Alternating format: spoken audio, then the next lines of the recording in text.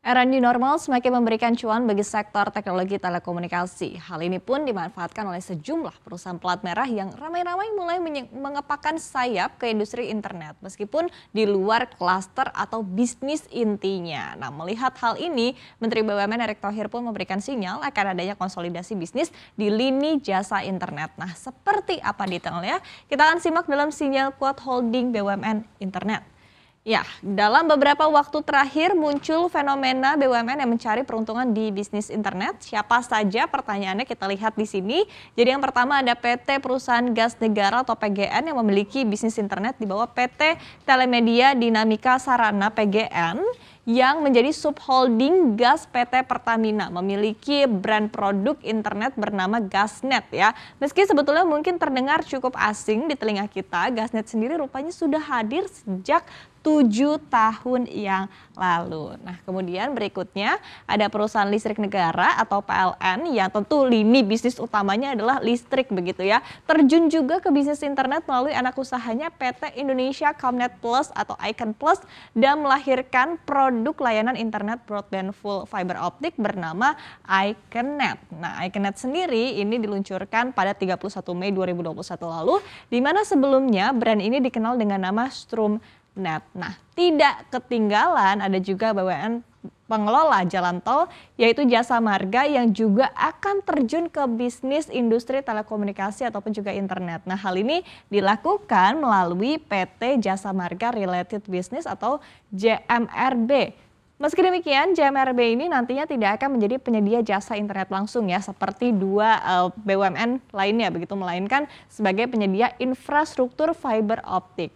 Nah, padahal kalau kita tahu begitu kan ataupun juga yang sering kita dengar di luar BUMN-BUMN ini yang memiliki tugas utama sebagai penyedia layanan telekomunikasi adalah PT Telkom Indonesia, di mana Telkom sendiri memiliki produk internet namanya itu adalah IndiHome yang mencakup pelayanan telepon, internet, dan juga TV kabel. Ini adalah yang memang difokuskan begitu ya untuk industri telekomunikasi di Indonesia. Nah, kita lihat.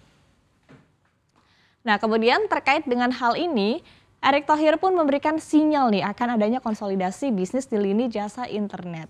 Nah, dalam rapat kerja dengan Komisi 5 DPR RI, Erick pun menyebutkan ya, kita lihat di sini, memang ada catatan bagaimana kondisi beberapa BUMN yang mengembangkan usahanya di luar klasterisasi. Dan jujur memang ada 1-2 BUMN yang sedang kita dalami, salah satunya memang kalau dalam pembicaraan internal kami memang ada rapim ataupun juga rapat pimpinan mengenai tadi Icon Plus dengan Telkom ataupun juga IndiHome. Nah, ini kita lakukan. Nah, kemudian dengan kata lain dia juga pertanyaannya adalah kenapa nih perlu adanya konsolidasi ini. Nah, tentu dijelaskan juga ya oleh Erick Thohir ini adalah agar bisnis antar BUMN yang memiliki lini usaha yang sama atau tepatnya adalah para pesaing dari IndiHome ini bisa lebih tersinkronisasi kemudian juga bisa lebih efisien begitu ya kerjanya.